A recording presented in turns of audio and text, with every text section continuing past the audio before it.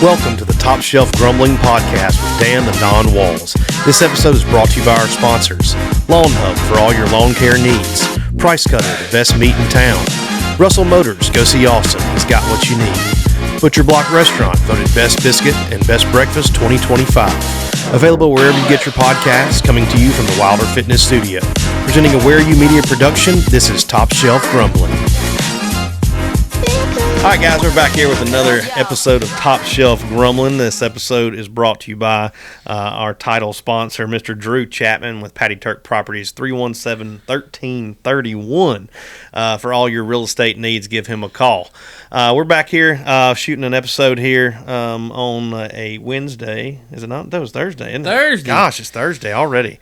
This week's getting away from me. Well, see, I was at Wilder's Fitness earlier. In the Wilder's Fitness Studio. In the Wilder Fitness Studio, yeah, but, absolutely. I was telling John Richard, I said, I kept thinking today was Friday. He said, I thought today was Wednesday. Yeah, no, I thought it was Wednesday all day, and I was at work on Tuesday, and I told my coworker, yeah, I'll be there tomorrow, and I was definitely off. So we're here on a Thursday shooting an episode. We want to start off, and we're going to put a little bow on the baseball season here for Ole Miss. We got to the College World Series. Didn't think we really were going to do that. You know, middle of the season, it was looking kind of rough. We kind of pulled it around. We held firm on the baseball team. Held firm on the baseball team. Like we said, we used the word resilient all year long. Had our doubts along the way. But, yeah, absolutely. But we made a run. Didn't quite work out for us. Looking like North Carolina's a kind of a buzzsaw too right now. They didn't really show that much, I guess, in the Super Regional, and kind of struggled a little bit. They lost one of their games. Lost a game, yeah. In the had Super to come out of Regional. the loser bracket. And then Troy just kind of got hot on us on that day. But what a great baseball season. Had some great seniors. Sent them off with a trip to Omaha, and Mike once again proves that he's gonna get the talent together. He's gonna change and he's gonna adapt.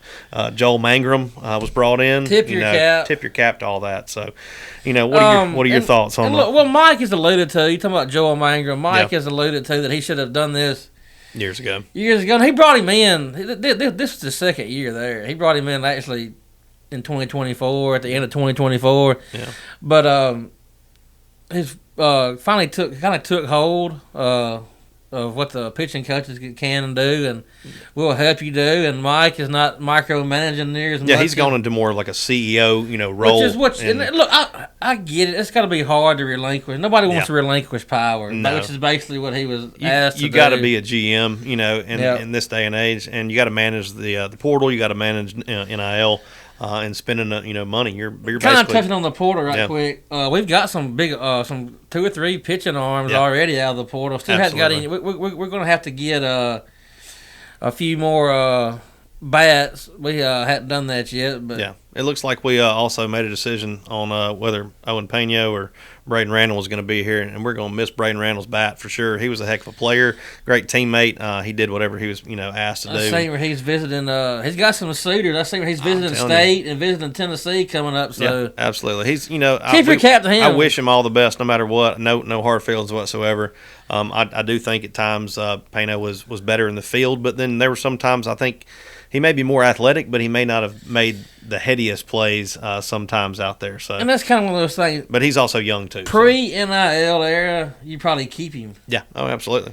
But go get your bag. I can't blame him. No, absolutely not. No, he showed that he's got a bat. And he's gonna. There's a place for him somewhere in the SEC. Yeah. Anyway, you're right. We picked up some big arms though in the portal and hope to get some more more bats as well too, and kind of maybe not try to get as many long ball bombers, and maybe try to shift up this lineup a little bit too. Well, just a more balanced approach, I guess, too. But just a little bit more balanced, but just a little tweaking, not nothing big. It doesn't have to be crazy for sure. But to me, the back end, the bullpen is what let us down in Omaha. Just kind of one of those. I just say that's just baseball, but I mean, you don't ever. I mean, it's just one of those things. Well, anytime you end your season, in the story, anytime you end your season in Omaha, it's a good season. The bullpens did let us down, but there was also too that we had a top 5 draft pick pitcher that did not pitch, did not toe the rubber, didn't toe the rubber in the Super Regionals or in the College World Series. So it just goes to show you Hunter Elliott has not been just absolutely lights out, but he's a gamer. He's a guy you want out there, and we appreciate everything he's done. For Ole Miss. I wonder if he might come back. He got another year if he wants to. He's gonna be like 25 years old, so I don't know. Yeah, I don't know. We saw him lose his cap. He might be getting some hair replacements going on. They're getting any older, but no, you got to go with him. And I think the whole Balk thing that happened was unfortunate. But he said, he took up for it. And he said he did. That didn't change anything. Absolutely. He said that with one run being down, he said, but you missed the next pitch. He said that was what was the end of it. And that's a tough spot for Hudson Calhoun.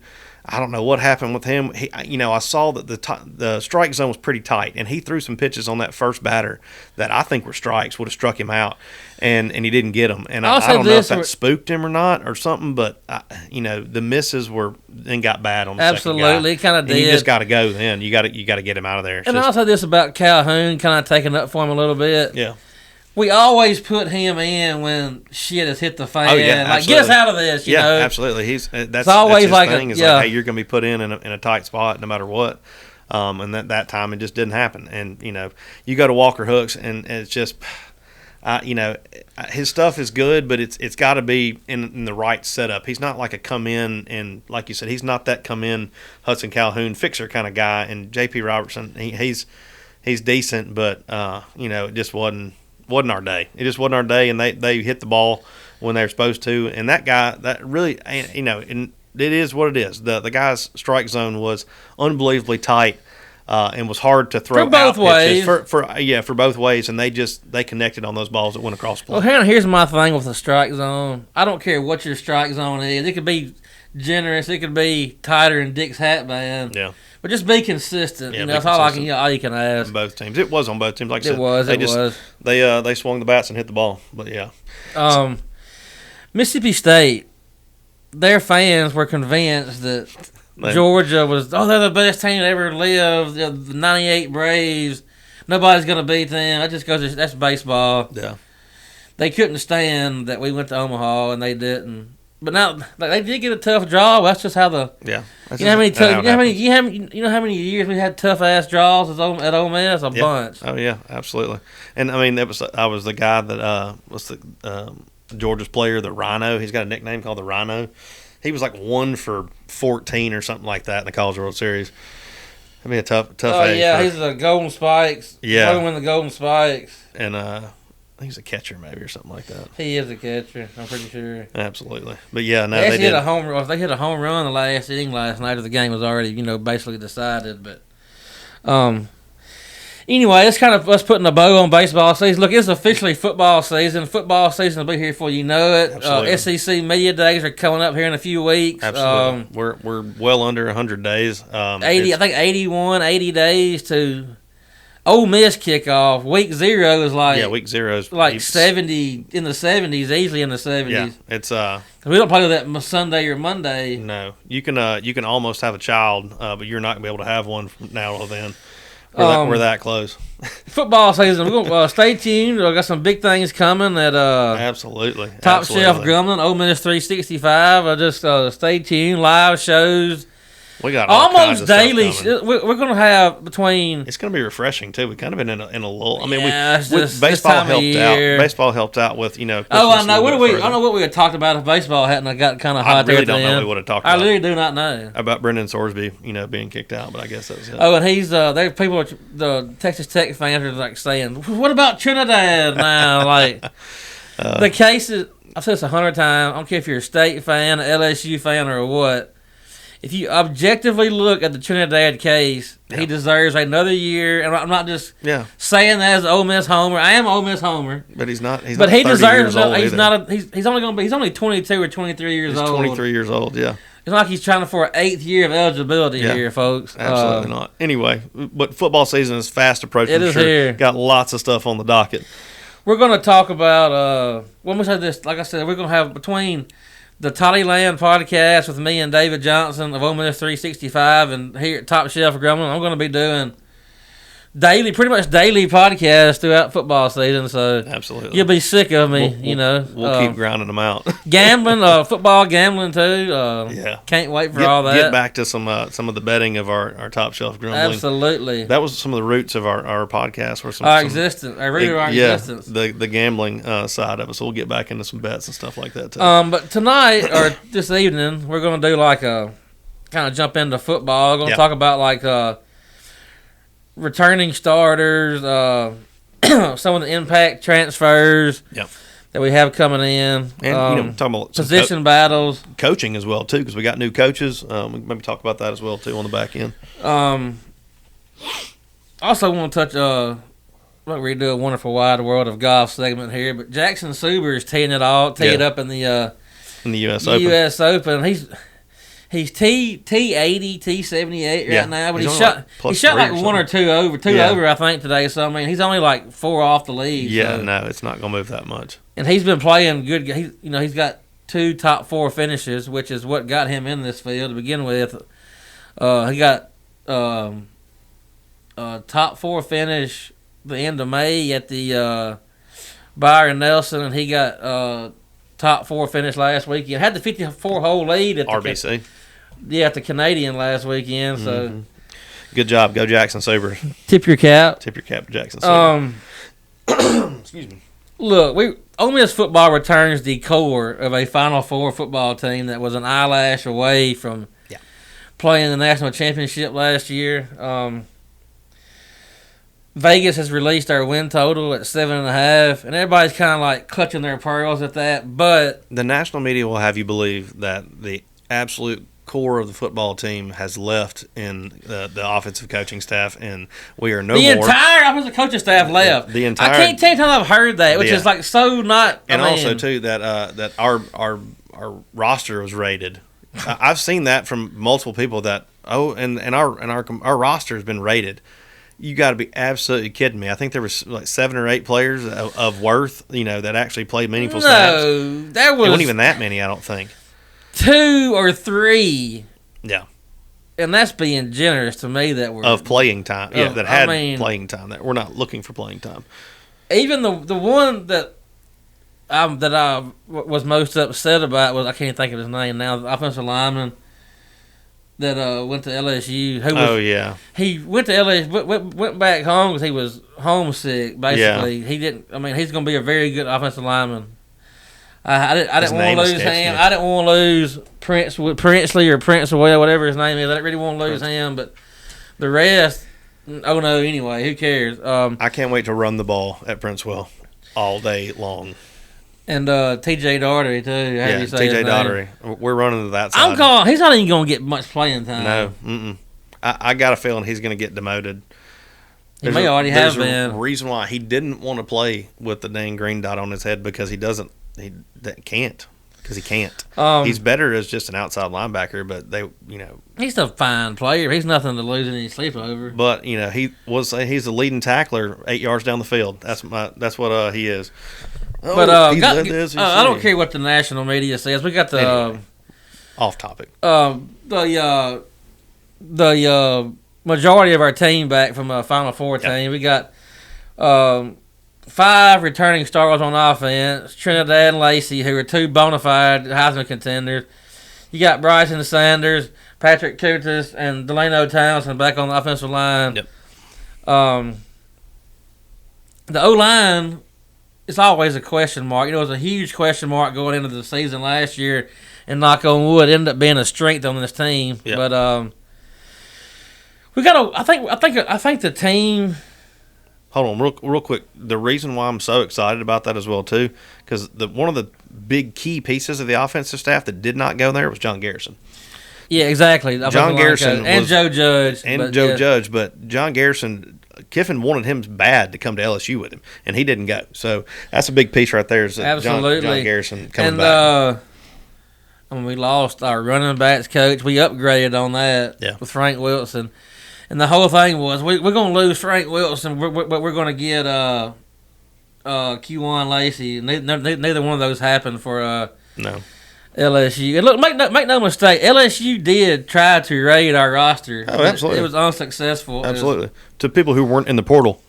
Yeah. Tampering, you're tampering. Yeah. Speaking of that, Dabo's kind of walked back his baseless accusations. I think somebody got. I don't want to get anybody in trouble. Why'd you get up on the stage and grandstand? Call out Pete Golding. By name and Ole Miss by name. Yeah, like you were reading off. You were at a deposition or something. Somebody got in his ear and said, "Coach, we've been doing pretty much the same thing, like just like everybody else has. You might want to calm down." And look, he's not wrong. Yes, we need some guardrails, but there.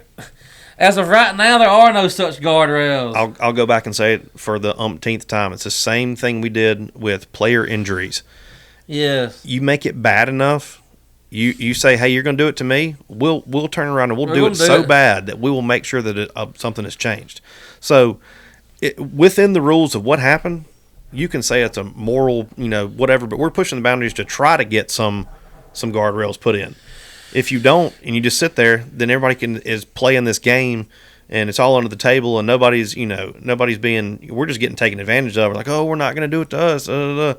Meanwhile, we don't get the players we need and we're competing against people who are doing what's inside the rules, but not maybe the color of the law, of Absolutely. The rule. And we're trying to get those things changed. So yeah, unfortunately, you're baseless accusations. And it's going to change, I hope. Absolutely. But also, they act like the opposing teams in the national media act like that Ole Miss fans don't want it to change. Yeah. Or Ole Miss coaches don't want it to change. We want guardrails. They're just, like I said, there are none, so let's play ball. We could get off on a tangent for 2 hours on this. Go to hell, Dabo. Speaking of defense with Pete Golding. We've got 6 returning. I want to say this to you right quick. I think we've got a better team than we had last year, but our schedule is also, I think, more marginally tougher. I would say our road games are tougher. Every time I look at our schedule, like I'll late at night, I pull our schedule up or whatever. Every time I look at it, I think, oh God, I'm worried about that game. I'm worried about this game. I mean, we got a tough schedule this year. And look, the last 2 or 3 years we've had a pretty damn easy schedule. I'm going to say there's no easy schedule in the SEC, but favorable. For what it could be, favorable very schedules. Favorable, yes. This year, it's not favorable. We get the Wofford Bulldogs before the Egg Bowl this year. How are you talking about we don't get favorable schedule? That's the only damn one. Well, we're going to be playing the 2s and the 3s in that game because everybody else is going to be on a bye week. We have 6 returning starters on defense. And look, this is one thing I'm fairly confident in. Our defense is going to be a very much better, I think, this year. Oh, yeah. Very much better. I don't know if that's even the right thing to say, but it's going to be better. Just much better. Much better. much better. We got 6 returning stars on defense. Centurion Perkins, Will Eccles, the Kite kid, I can't think of his name. Antonio Kite. Yeah. And Lucas Canaro. Which, I mean, that's Canario. Special teams. Yeah, defense special teams. We're going to add him on the best kicker in the country. What a weapon. And also, if you go to Ole Miss 365 in the next couple of days, you'll see a podcast with Mr. Sit-down interview with Lucas Canaro. So that'll be Luke Ferrelli as well, if you want to catch that. Luke Ferrelli's already out. You can go check it out right now. It's been re-released. Yeah, re-released. It's been released and then re-released. But it's all OleMiss365.com. Absolutely. You can check that out. Lucas Canaro. What a I feel weapon. good. Look, we got we're going to try to segue into this to our transfers. We have our defense is going to be, like I said, lots better through the transfer portal. Mm-hmm. Friend of Ole Miss 365, Keaton Thomas. This guy, I've met this guy in person 2 or 3 times. He's buff. He's like a beast. He ate a lot of. He won the pizza eating contest we had. Little Italy pizza eating contest. Shout out to Little Italy and Juan over there. Go to Little Italy and the best pizza in Oxford. Absolutely, you will not be disappointed. But Keaton Thomas, I'm telling you, he looks the part for sure. He's going to be your green dot probably. Well, Ferrelli might be, but. Either we one. We definitely upgraded on the linebacker core. Either one of them. I think Luke Ferrelli probably is going to be the green dot because I think. By the way, eat it, Dabo. We got Luke Ferrelli. Yeah, eat it, Dabo. Yeah, no. I met him the other day. Ferrelli. He don't look if you saw him out, you would think this is a random guy. But Random guy, yeah. Go look at his highlight. This guy will beat the hell out of your ass. Yeah. I'm excited about defensive line. I mean, Will Eccles, like you said, and Cam Blake Franklin coming Purchase. back. Sontarian Perkins on the edge. Blake Purchase, and then what's the other guy? Jaheim Oates. Jaheim Oates. Jaheim Oates. This guy was a 5-star, one of the top 5 players in the country coming out of high school. Yeah. Has shown flashes. Yeah. Never really kind of lived up to the billing, but If he can, I think he become knows a this is his consistent player. last chance to like get a bag and go to the NFL. Randall Joyner is so good at getting the best out of Absolutely. people as well too. He's just an unsung hero of that defense as well too. Is getting those guys buy in and be more consistent players as well too. Look, and I hope this don't happen, but we also got Deuce Knight in the portal. Yeah. And he's one play away from being in the starting lineup. You hope you don't have to use him this year, but Yeah. you might have to. So Yeah. I'm telling you, he looks like an All-American on the hoop. I viewed practice, and I wouldn't get like 15 or 20 minutes a day I went. I don't think it's even that long, but he looks. I mean, Looks the part. he looks the part, and the ball just jumps out of his hand. I mean, Yeah. He's a heck of an athlete. Once he gets the scheme down and understands what he's trying to do inside the scheme, and I think that's gonna help so much because Trinidad, I think, is a pretty intelligent person. I don't know if he is a good communicator to him, but learning under him is going to be great. And that's another thing too that like people are like, oh, he's getting an extra year and doing all this. It's like out of all the situations that have gone on, out of all these, I don't know why people were locking on to this is the one that I'm like, it makes the most sense. Like not even Diego Pavia, like that dude. Well, see, look, they're not even. Whatever. There's not that many people piling on Trinidad. That's a few loud voices. They're just like, whoa. Yeah. The Texas Tech fans are butthurt because the guy who's gambling on this team, against this team, on this team. It didn't work out. I mean, give me a break. Not even nowhere near the same situation. The Dye kid from Southern Utah, the running back, I just got a feeling he's going to be a beast, a bowling ball back there. And hopefully him and Shaquille Mills-Knight can take some of the load off of Keywan. Because, look, we were lucky last year. We rode Keywan hard. Yeah. There's no way he gets like 1,500 yards again because I hope he don't. I hope he doesn't. I hope he I hate to don't. say that, but I hate to say that, either. but I mean, we don't want to be using him that much. I hope he gets a lot of all-purpose yards as well too. I think he's going to do some more, backfield stuff and kind of get ready for the NFL and show his versatility because he made some great catches outside the backfield as well too, as him just being a shifty runner. But the transfer portal really helped us on defense this year. I mean, when you go out, and even I see over there you got Jonte Cook. That's a heck of a pickup of somebody who's got a lot of talent that once again watch his film. Like Joheim Oates, like this might be the last go before you get to go to the next level, and you need to show out. Been hearing some rumblings about Brady Prieskorn too. Really? Yes. Okay. What's he called? Caden Prieskorn. Caden's brother. Went blank there for a second. Yes, I'm hearing he is more athletic and is probably going to help us some this year. Well, to replace the tight end production from last year is going to be big. I tell you, to me that's our biggest loss. Yeah. And to me, he's the dark horse of the NFL draft. I don't understand why he's not more highly thought of. Yeah. Maybe it's not just complete. He's not super speedy. But he's always wide ass open. Yeah, that's now he has some injury troubles here and there. Daquan Wright, by the way, as they were talking about. Yeah. Yes. Failed to mention his name. I think so. But yes, like I said, this is football season. We're just kind of rambling like tonight, I guess. But just kind of. Oh yeah, primer for the football season. Primer football season. Yes. Just kind of get off what we want to talk about. Even it's an overview of everything that we want to talk about. But what else we got we get any more football news that you can think of besides like I said, we got a podcast coming out almost 365 with a sit-down interview with Lucas Carnero. That's Radio Ray's Raymond Collins, your Ole Miss linebacker's got a podcast over there on the website. So different guests every week, good guests every week. And he's brought in a bunch of transfers too, and people that have Lucas is obviously one of the most, as he puts in the video, one of the most famous kickers in all the land. But I mean, he is. He is. He absolutely is. Got a golden leg. Ridiculous. Knock on wood. Yeah, absolutely. It's football season. It's football season. It's here. It's here. It's here. Hotty toddy. Go to Ole Miss 365. Yeah. We're just getting started. Absolutely. You got anything else to add here? I mean, no, just get ready, guys. It's gonna be a lot more coming out now. Yeah. We're kind of rolling Hope downhill. nobody gets arrested. No, hope nobody gets arrested. No more arrests this off season. No for more, Ole Miss, I don't give a damn who else gets arrested for the other team. No more incidents. Yeah, no more incidents for sure. Y'all have a good night. Thank you very much. Shout out to our sponsor again, Drew Chapman at Patty Turk Properties, 317-1331 for all your real estate needs. And shout out to Ole Miss 365 as well. David Johnson over there. Y'all doing a great job. Appreciate you guys. Hotty toddy.